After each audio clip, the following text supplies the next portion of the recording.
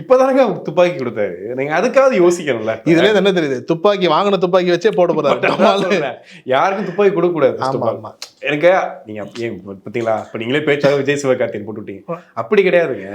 ஒருவேளை சிவகார்த்திகேயன் நிலைமையோ, இப்ப மேடைக்கு பேசுறாங்க, தளபதி மாதிரி ஒருத்தரை பார்க்க முடியாது, தளபதி மாதிரி ஒருத்தரை பார்க்க முடியாதுலாம் சொல்றாங்க, எல்லா இடங்களையும் பேசுறாங்க.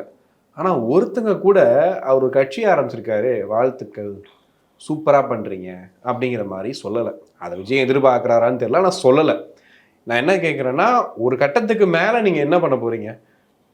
ஒருவேளை ஜெயிச்சாருன்னா வாழ்த்து சொல்ல போறீங்க, தோத்தாருன்னா சரி ஓகே அவர் சினிமாவுக்கு வந்துருவாருன்னு யோசிக்க போறீங்க. ஆனால் வாழ்த்து சொல்லக்கூட ஒரு பயம், ஒரு விஷயம்.